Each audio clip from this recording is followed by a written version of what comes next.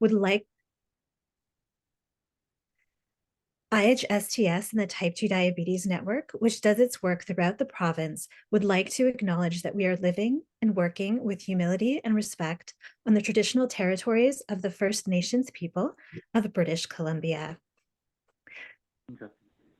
So hello again, my name is Krista Lamb. For those who may have missed, I saw a few people that just entered the Zoom. So thank you for everyone coming today. For those of you who didn't catch the intro, this webinar is being recorded and will be shared publicly on the Type 2 Diabetes Network website. You can find that at the URL there. So we ask that if you're sharing things in the chat, then it would be really important not to identify patient-specific team members or any other private information that you might consider putting in there. So please don't do that. So first, I am going to introduce the new CEO for IHSTS and the Type 2 Diabetes Network, Kathleen Chenor, who has an extensive background in healthcare spanning more than 4 decades. She brings a passion for clinical care, leadership, and system design, working in the areas of mental health, primary, and community care. So welcome, Kathleen. Great. Thank you, Krista. Good afternoon, everybody. Thank you for coming to our latest webinar put on by the BC Type 2 Diabetes Network, which is a provincial network, and it's positioned under the Institute for Health System Transformation and Sustainability, commonly known as IHSTS. It's a bit of a mouthful.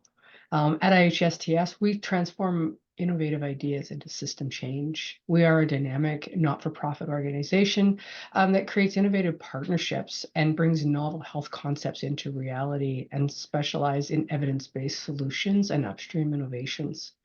We have most recently just taken on sort of sole ownership, if you will, of the Type 2 Diabetes Network in British Columbia, and it's currently undergoing a little bit of a restructure and shifting focus toward community-based services linked to the formal health system, with the eye toward increasing the overall capacity within the system, as well as another piece of work about enabling the patient voice in Type 2 diabetes prevention and remission. So lots more to come in the future. You'll be hearing a lot from us, I think, over this next little while.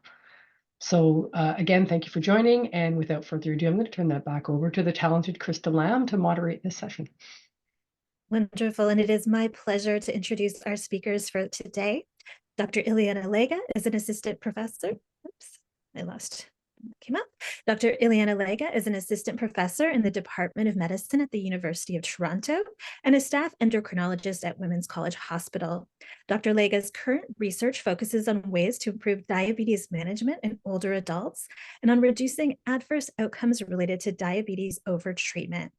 We also have Wade Thompson, who is a pharmacist practicing in long-term care and an assistant professor in the Faculty of Medicine at UBC.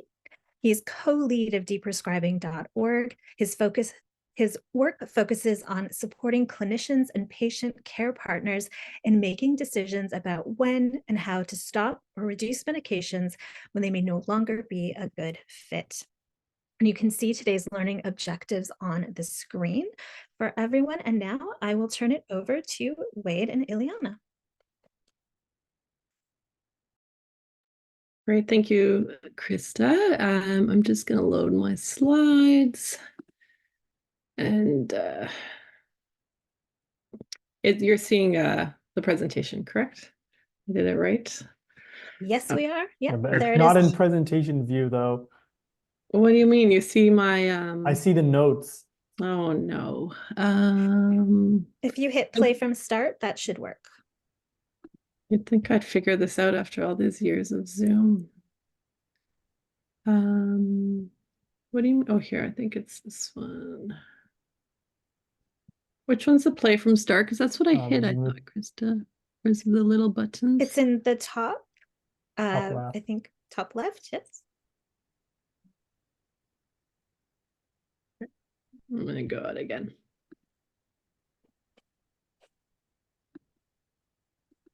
Okay. The same name. Mm-hmm.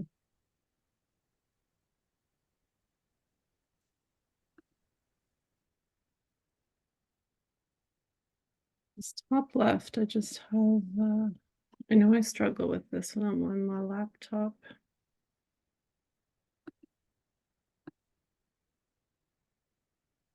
Because I don't get any of my controls when I'm... You're still seeing my notes? Which there aren't many of, but... Wait, do you want to load them maybe? Because Yeah, I can try sharing I'm mine. doing everything I usually do, and that Okay, I usually can try works. sharing mine. I'm sorry. It wouldn't be Zoom if we didn't have a I technical know, but difficulty. honestly, it drives me crazy because I've only been doing this for 4 years, so you'd think I would have figured it out. And when I do it from work, it's a bit easier for me. That. That good? That's perfect. Okay, perfect. Yeah. So with all that, thank you. Wade and I work closely together on a project on diabetes de-intensification, so we're always happy to be presenting together. Next slide. So in terms of our disclosures, we just have research funding from different institutes, no direct conflicts of interest. Next slide. So as Krista already mentioned, these are our objectives today. We really want to focus on diabetes, deprescribing, when is it appropriate, how to start it, and really my section, which is the first section, is really just going to give a little bit of context to why deprescribing is even needed. Next slide.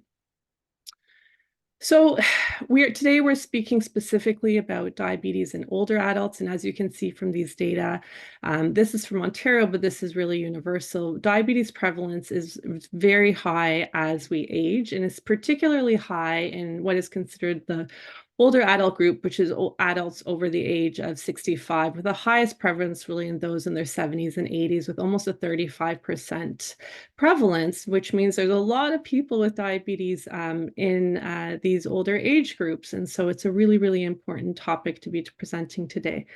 Next slide. The other thing, though, is that with older adults, it's sort of a complex discussion because, as we know, not every older adult is the same.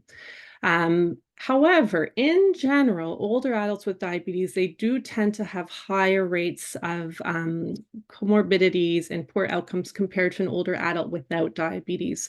So specifically, they're at older risk of earlier death, functional disability, muscle loss, as well as other comorbidities that tend to accumulate in people with diabetes, such as hypertension, coronary artery, stroke, dyslipidemia. In older adults in general, there's also this notion of geriatric syndrome. So these are common conditions that coexist in older adults and really have a very negative impact on quality of life, especially as they accumulate. This picture here, this figure represents these different conditions that sort of come within the constellation. What's a geriatric syndrome? So these are things such as cognitive decline, as we know is so common in this age group, unfortunately, heart disease, urinary incontinence and urinary troubles, issues with mobility and disabilities, sometimes requiring wheelchairs or other aids, fractures as a result of falls often, and again, polypharmacy, which brings with it, associations with adverse effects associated with medications. We know that older adults with geriatric syndromes and diabetes are particularly vulnerable. But one thing to note is that not all older adults are going to experience all these things necessarily, and maybe not till very end of life. So older adults are a heterogeneous group, and it is important to do sort of a comprehensive assessment to really determine different targets and treatment approaches in general, but in diabetes for sure, but also level of frailty, because frailty has become a concept that's very important to assess and understand, specifically when trying to manage diabetes. Next slide. So frailty is this construct that is really important and really is not independently related to age. So just because you're older does not mean you're necessarily going to be frail. And by definition, it's a condition of reduced function and health in older adults that gives to vulnerability.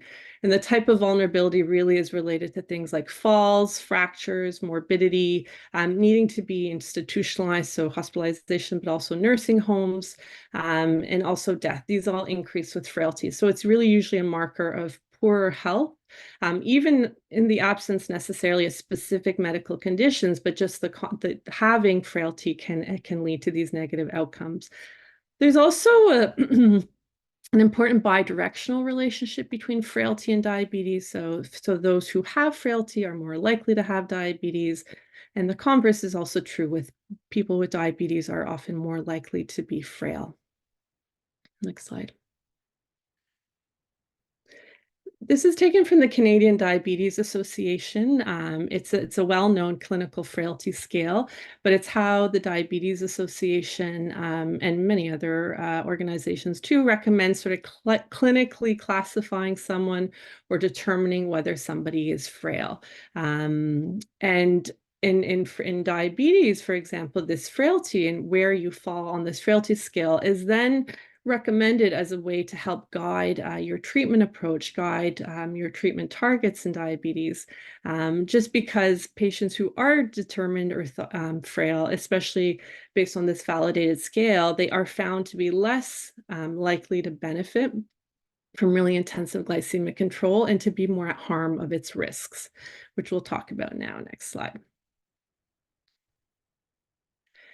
In general, the reason we treat diabetes for all adults is threefold. One is to minimize symptoms, specifically of hyperglycemia, because untreated diabetes leads to hyperglycemia or high sugar, so we certainly want to reduce that.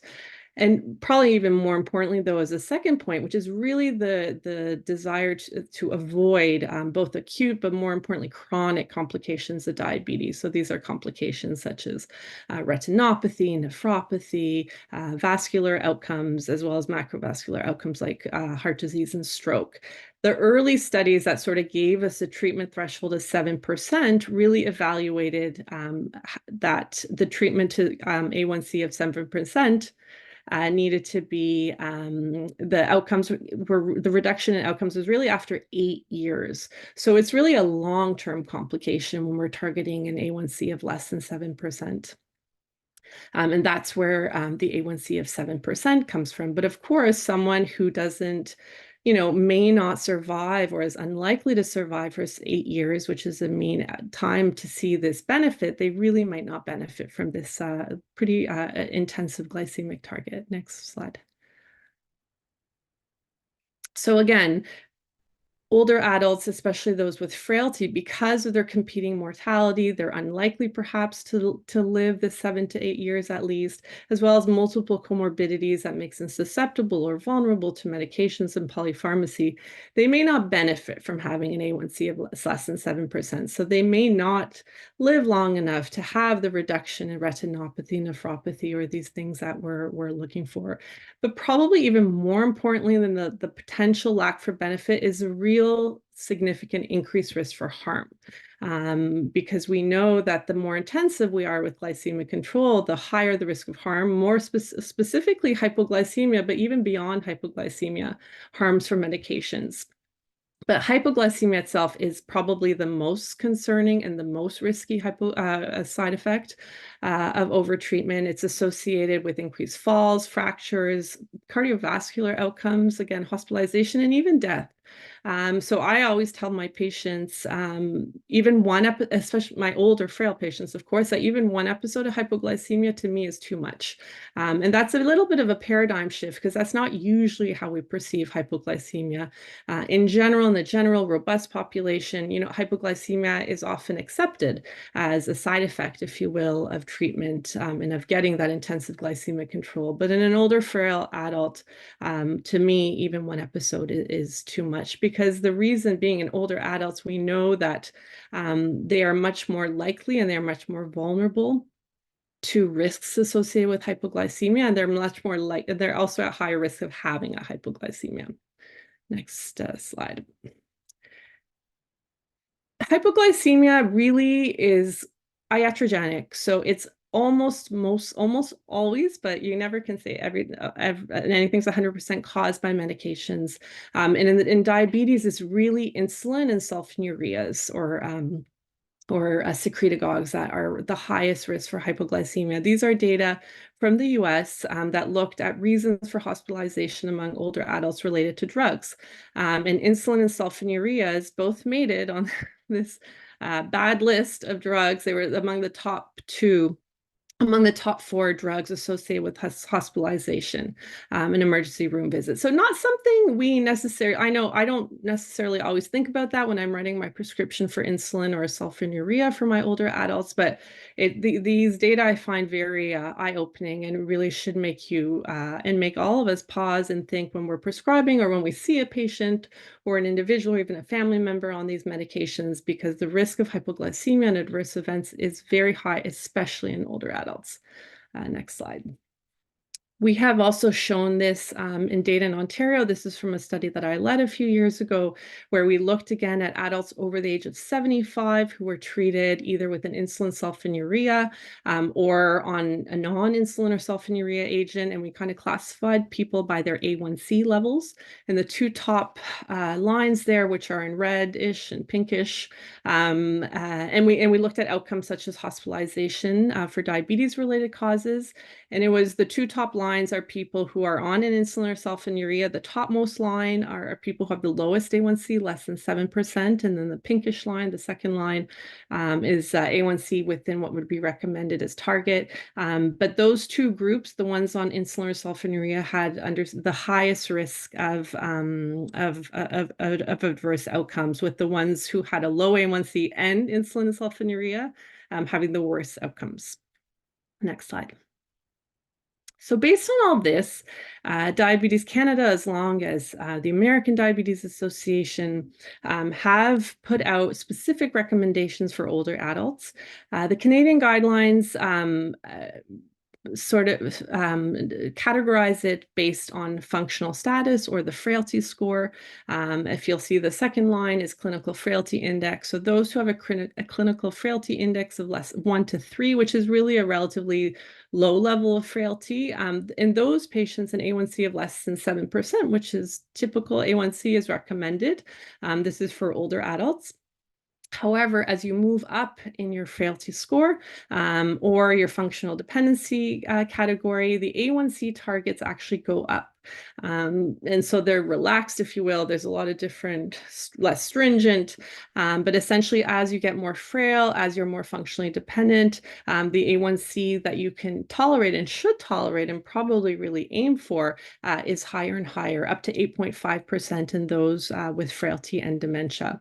What's also very interesting, if you notice the second line there, is that there's a second recommendation for A1C target based on the type of medication that's used. So those who are on an insulin or sulfonylurea agent, as I've already shown you, the highest risk agent for hypoglycemia, they actually have a lower A1C target as well. So you shouldn't go below 7.1% A1C in people who are on insulin and sulfonylurea when they're in the 4 to 5 clinical frailty index.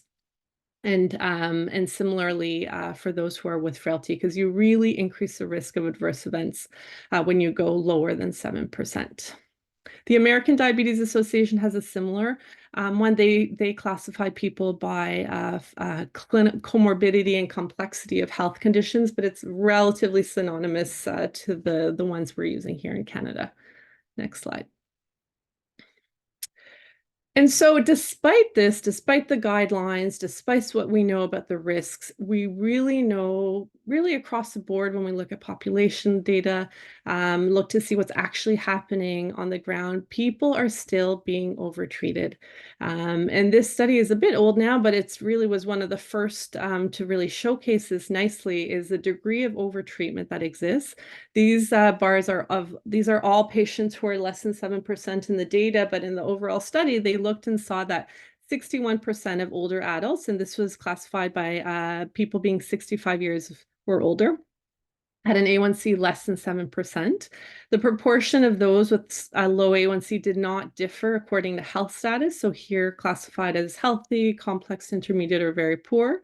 You would think that as you go up in complexity, you're more frail or you're more complicated, and you may be less likely to have a long lifespan. Your A1C targets would be more less strict, but that wasn't the case.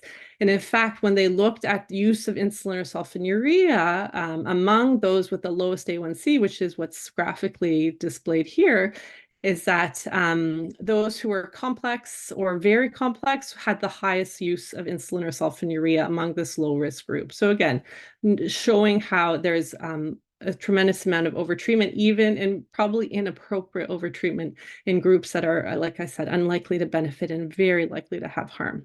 Next slide, and I think that's my last slide.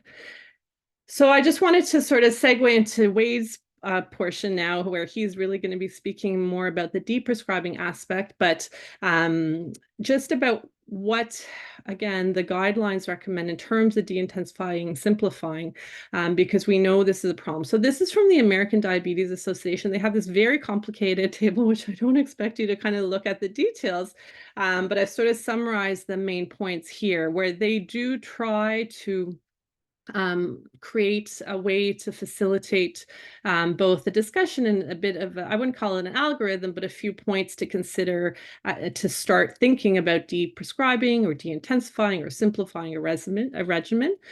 This is based on an A1C that's below individualizing an A1C. So if a person in front of you has an A1C that's less than the target that's recommended to them based on their medical status or their frailty status, then there should be an adjustment to their medications to not be overshooting that A1C. Certainly people who have, in the guidelines, they say severe recurrent hypoglycemia. I've already told you my bias. Any hypoglycemia is too much. Really, there should be a need to sort of reassess their medications to see if there's a way to prevent any further hypoglycemias.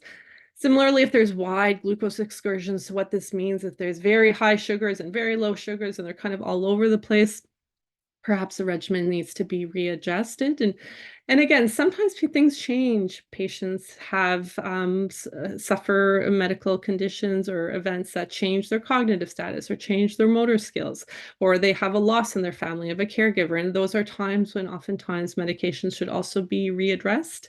And similarly, the change in social situations. But now Wade will walk us through the rest of that in more detail. Thank you for guiding the slides for me, Wade. Yeah, no problem. So yeah, I'm going to be kind of continuing on from where Iliana left off.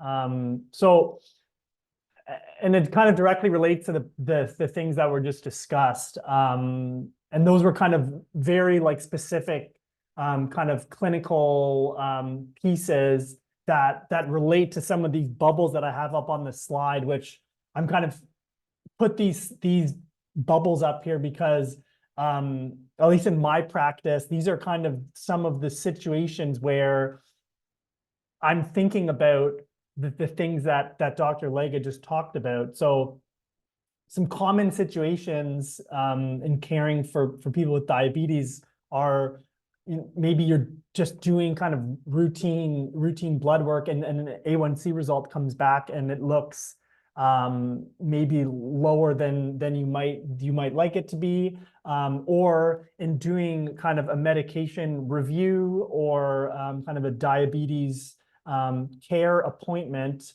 we may be kind of looking at whether hypoglycemia is occurring, have things changed in someone's life, some of those things that Dr. Lega talked about. Or in my clinical world, because I practice in long-term care, a very common thing is that, we have inherited someone who has an A1C that's pretty low and they've been on for diabetes medications for years and years and years, or maybe they've been sent out to hospital and then readmitted and they're on certain medications, and we need to now reassess their diabetes medications at this point in time where they're kind of a new admission or a readmission. And how do we actually do that? So I'm just going to talk about that in the next few slides.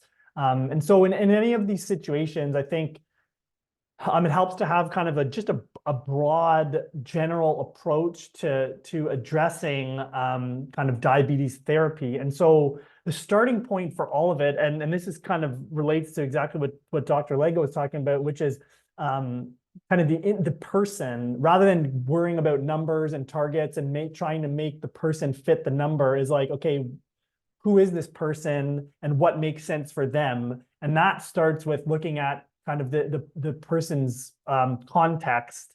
And so what we mean by that is the things that Dr. Lega already talked about. How is their level of functioning? Are they playing tennis 3 times a week, living independently, or do they get home care 4 times a week and have dementia and take 20 other medications? And so those kind of considerations impact the potential for harm from diabetes medications and also the potential for benefit. So that thorough assessment of the individual, that has to be the starting point, because that guides everything going forward. And then part of assessing kind of the individual is thinking about what is important to them in terms of their healthcare goals and their treatment preferences, and having a conversation about that, being on the same page about that, because the person with diabetes is the expert in kind of what they want and what's important to them. So they can bring that expertise. And then for us as clinicians, we are looking at, okay, what does the evidence say? What specific medications is this person on? Let's talk about it. And then that brings us to the point of, okay, what is a good or a reasonable glycemic goal for this person, and how can we, get to that point? And that means kind of developing a plan together. And I say A1C on this slide, but it's broader than that. Really, it could be just eliminating low blood sugar, preventing high blood sugar that causes symptoms, and not worrying too much about A1C. That might be a good goal for an individual person. It's really just thinking about the entire picture of their diabetes therapy and developing a plan based on that. And that brings us to the concept of deprescribing. In the context of diabetes, it's sometimes called de-intensification. There's a few different words, but they kind of really mean the same thing. So through that kind of process I talked about on the last slide, you might see that someone's A1C is actually lower than what we would hope, or they're experiencing low blood sugar frequently, or they're at high risk of having low blood sugar based on some of the things that Dr. Lega talked about. And then in that case, we might be thinking, okay, well, it actually maybe could make sense to reduce the dose of a medication or stop it to try to bring us to, what is a good goal and treatment plan is for that person. And so deprescribing, the definition is the planned and supervised process of discontinuing or reducing medications. And it's not about stopping things that are safe or that are working well. It's just really taking a moment to reflect on a person's health status and healthcare goals and kind of personhood, and then looking at their medications and thinking about, whether their medications continue to make sense for them, or whether backing off might actually be the best choice. So we really think about it as more of a conversation rather than like taking something away. And as we talked about, in this case, we're thinking about are their medications potentially harmful? Are they actually still necessary? What are the person's priorities? Do all of those things match up with their diabetes medications? And just to briefly kind of talk about the evidence on deprescribing of diabetes medications in older persons and how that can kind of guide us. The evidence base is quite limited in this area. There's been a few systematic reviews published, but they mostly include what we call non-randomized studies, and that's where there's 2 groups of people. Some people kept taking their same diabetes medications for a period of time, and then some other people reduced the doses or stopped diabetes medications, and then we can follow those 2 groups over time and see what happened to them, which is not as good as a randomized controlled trial, but it's something. And what we can conclude from that evidence is that there actually doesn't tend to lead to too much of a difference in A1C, but there's not really any known effects on things like rates of low blood sugar or other important clinical outcomes. So that kind of outcomes piece is less clear, but it does seem to be feasible and safe. So it hasn't been shown to increase risk of harm, which is good. but we don't really know too much yet about the benefit based on the current evidence. So just to be kind of transparent about the evidence base. But when it comes to deprescribing of diabetes medications, it really kind of, again, starts with that assessment of the person and thinking about level of frailty, function, life expectancy, priorities, as we talked about. And then in that assessment, then that helps set what, a reasonable blood glucose goal might be. And so that's kind of that assessment piece on the left-hand side. And then after we have that, then we're going to actually look at the individual drugs they're taking and look at, are they achieving goals of care? Are they safe? Do they minimize treatment burden? And if a person is taking one or more medications that maybe are harmful or not necessary, that's when we can talk about deprescribing. So when we talk about kind of reviewing specific medications, we're looking at some of those things like potential to cause hypoglycemia, potential for benefit. Can they afford the medication? Do they see it as a huge burden to be taking? Things like that. Those are the kind of individual considerations we're making for specific drugs. And so this is one of the kind of cases that I had up on the slide at the beginning, just to kind of look at how some of what I'm talking about applies to an actual person.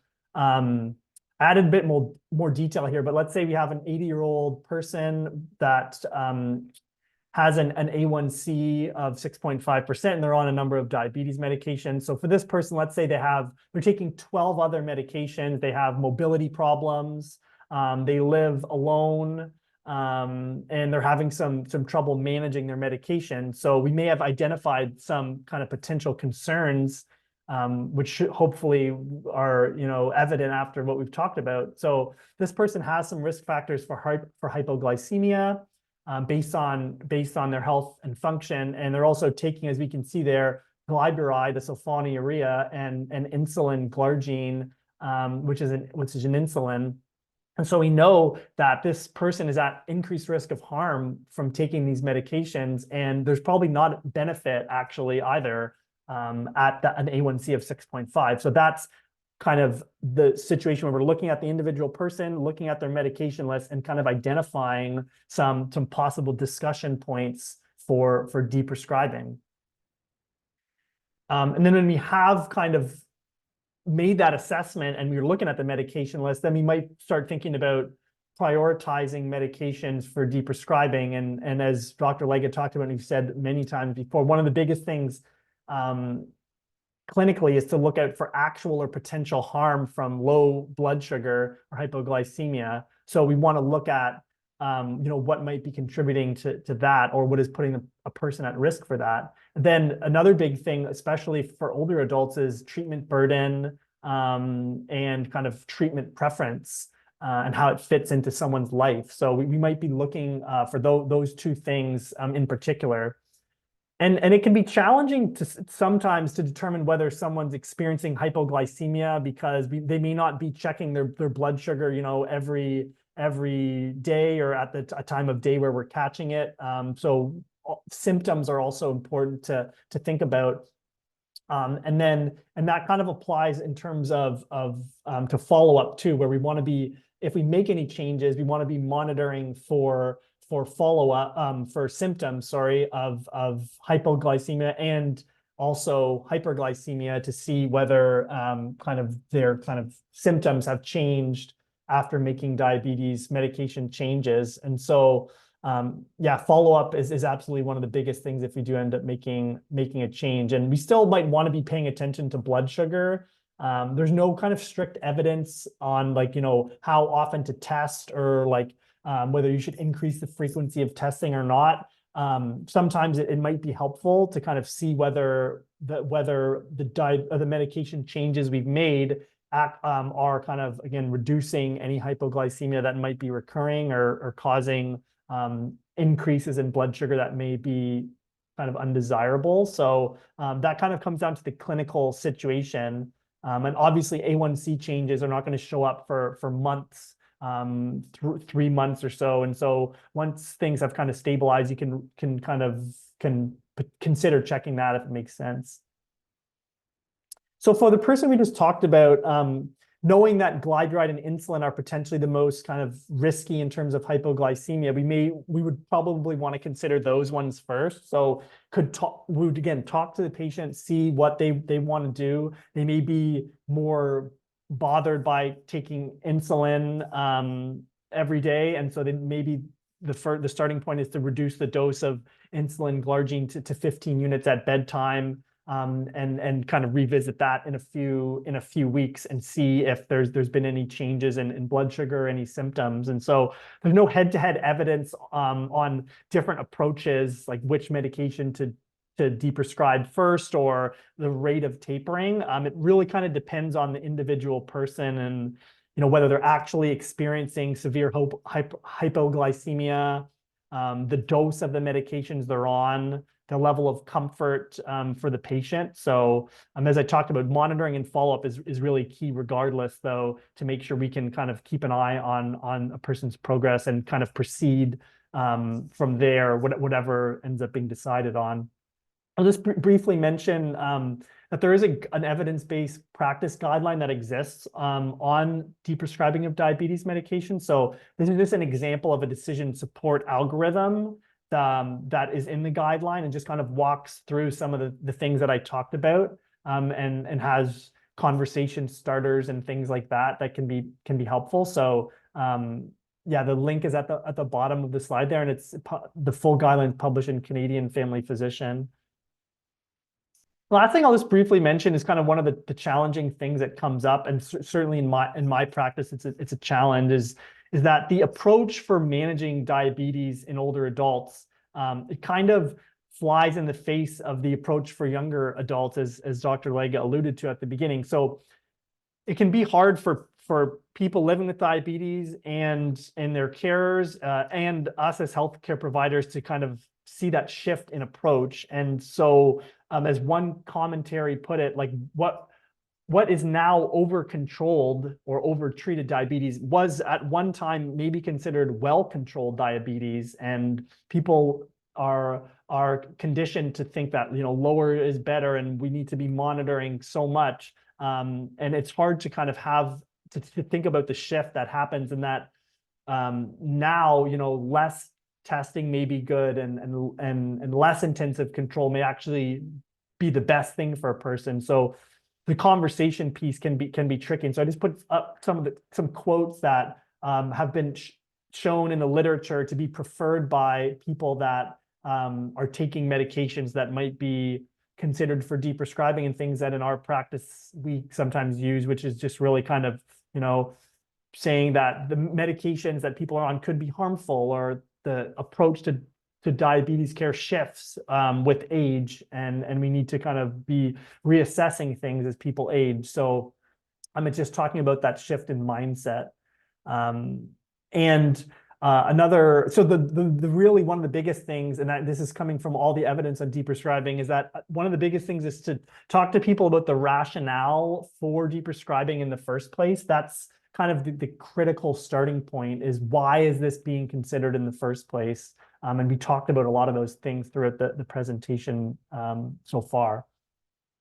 And I'll just kind of close off by pointing out this resource from ISMP Canada, which is an infographic which just reminds people living with diabetes and cares that they can and should be involved in medication decisions to the extent that they want. And they can always be asking questions about whether a medication is still needed or when a change might be appropriate.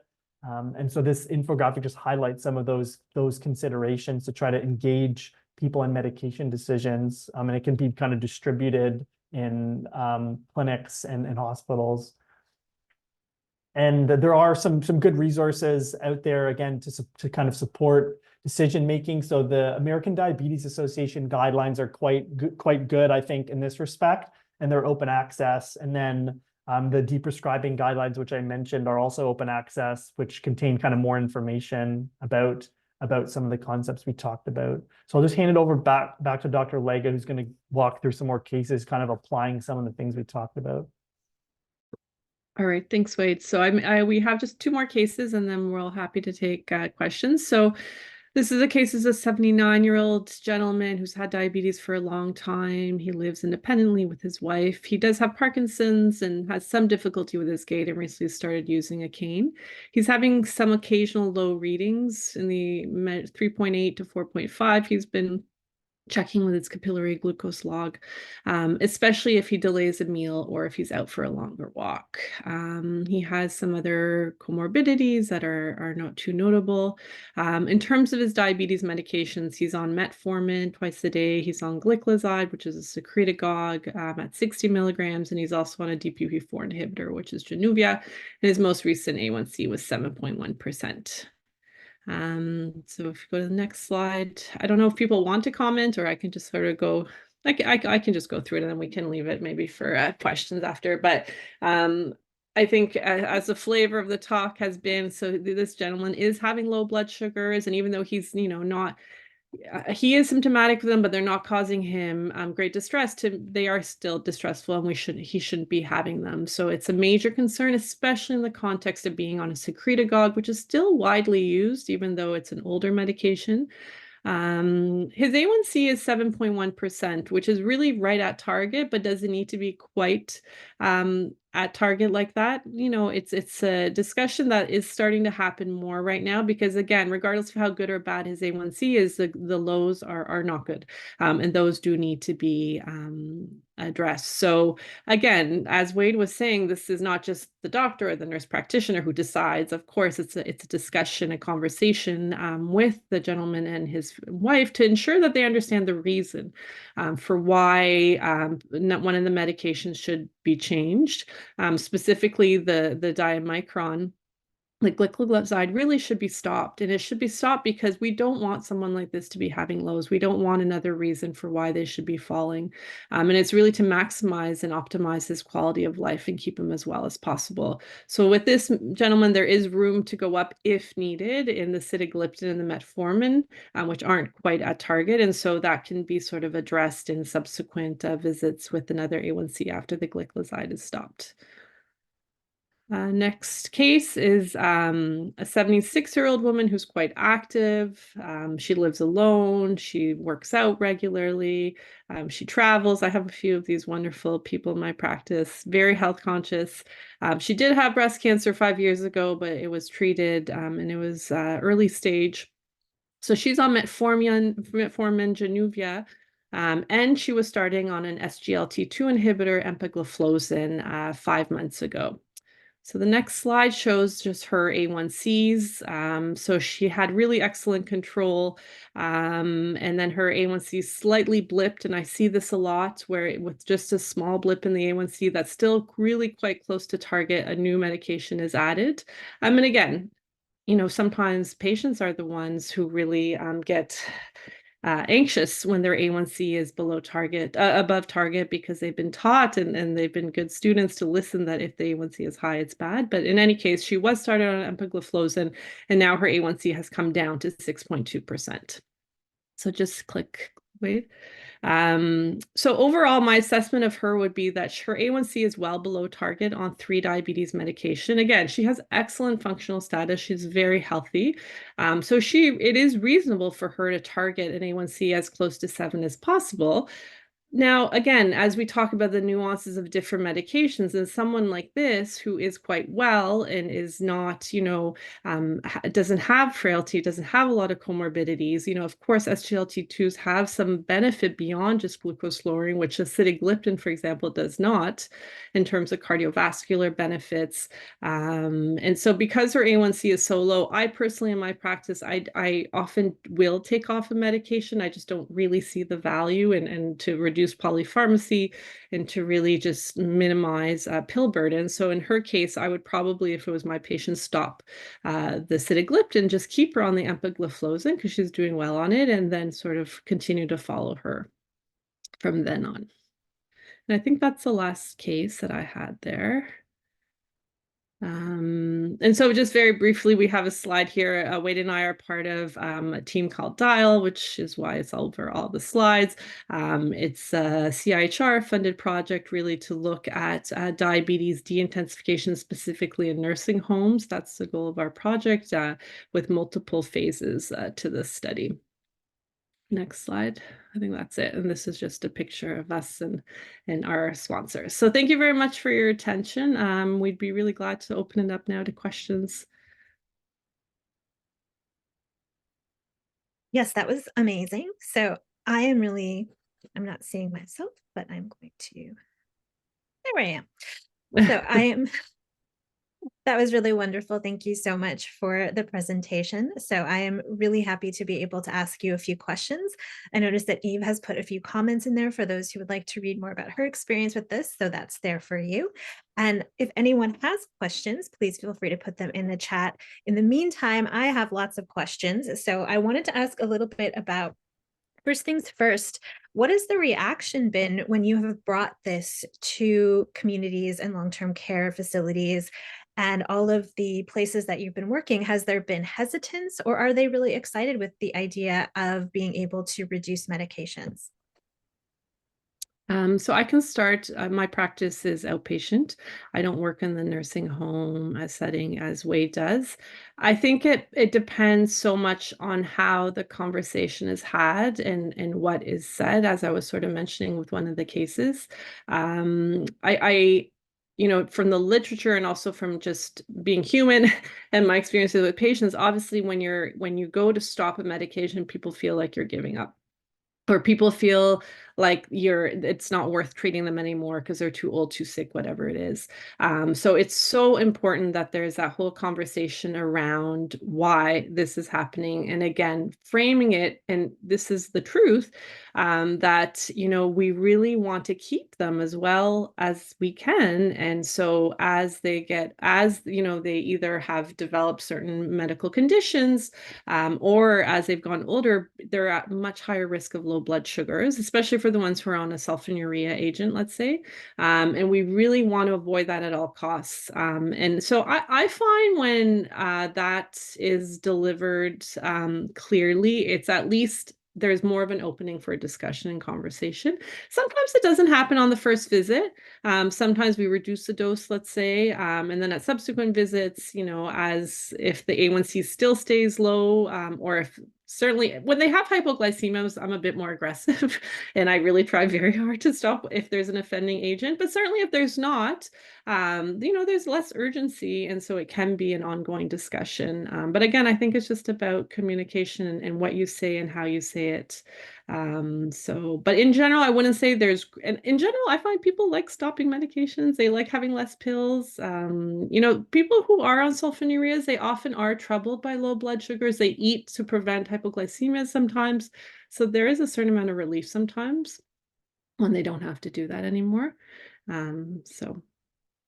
Yeah, excellent things to keep in mind. We have a question from Sean in the chat who asks, curious if deciding on stopping a sulfonylurea, e.g.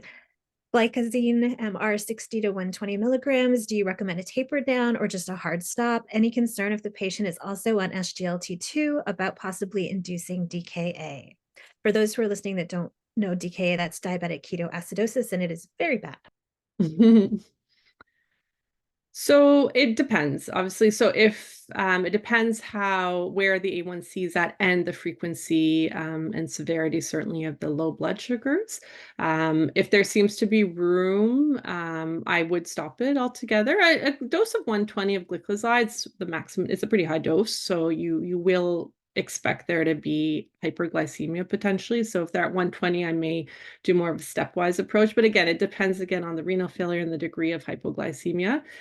In general, with medications, I do tend to taper down if it's possible. There's no real contraindications to it.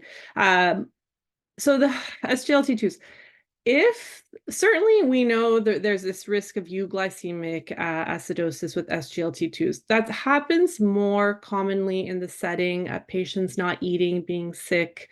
It happens a little bit less spontaneously. Certainly it can happen. So I have to say, I don't have a lot of older adults, especially frail older adults on an SGLT2.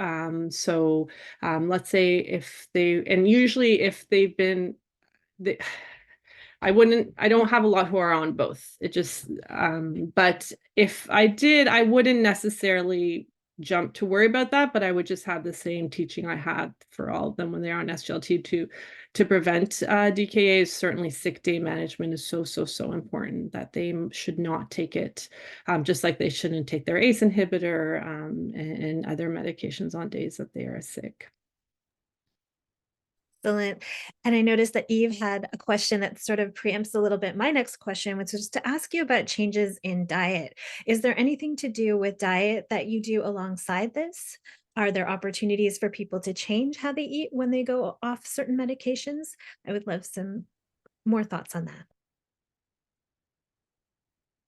I mean, the diet should be there to begin with, the dietary advice, being careful and cautious with sugars and carbs. And I do try to sort of rediscuss diet always along the way. It's not just discuss at the beginning and never again.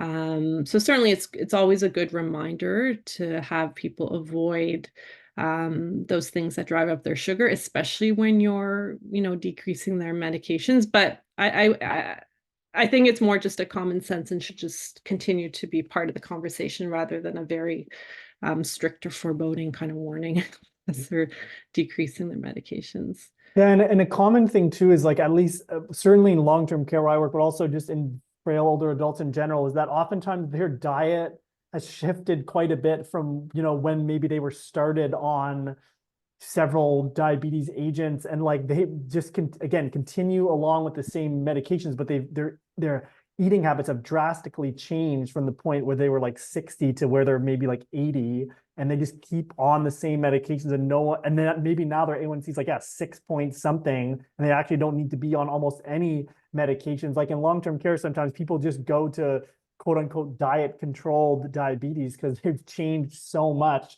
over the course of 20 years. So I think in the context of frailty and older adults, that is also a relevant piece. And Wade, one of the things I really enjoyed when I was listening to your portion of the presentation was about the ways to have this conversation with different people and different types of people. So talking to the person with diabetes obviously is the first step, but in some cases, especially in long-term care, you'd be speaking sometimes with the caregiver or a family member, and they might be a little bit unsure about this. Do you have any advice on how to speak to the people who are the caregivers?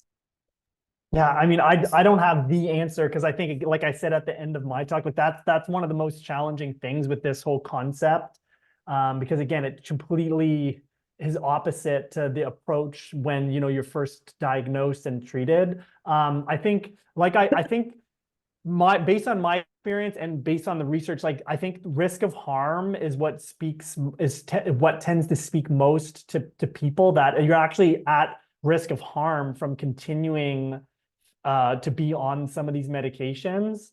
And then I think the other thing too that's tough is that you by treating diabetes, like Iliana said, like you're trying to reduce improve longevity, reduce the risk of like heart attacks and strokes, but like with treating diabetes too aggressively in older adults, you're not actually doing that. You're actually, in some studies, you actually increase the risk of mortality from treating diabetes too aggressively. So even if that's your goal, what you think you're trying to do, treating diabetes more aggressively is actually is counterintuitive to that goal. You're actually harming someone's health. So I mean, I wouldn't say that in those words necessarily, but just saying again, like, the risk of your medications, like they are higher than the benefits, and what is best for your loved one's health at this point is actually reducing their medications. That's what's best for them.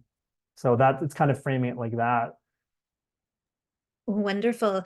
Well, those are all of our questions. So I think we're going to wrap up, and thank you to both of you for being with us today. This was a really wonderful discussion. I know I learned a lot, and I want to thank everyone who joined us today, who was able to ask a question or share their information.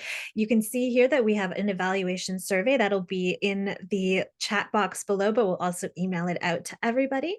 We hope that many of you who have not already joined us as part of the Type 2 Diabetes Network will visit our new website at t2dnetwork.ca and join us and sign up and become a member. We also have our social media. We're on X at Type 2 Diabetes BC, and you can also find us on LinkedIn.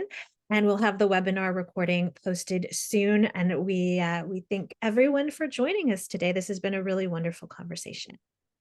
Yeah, thanks so much, everyone, and thanks again for having us.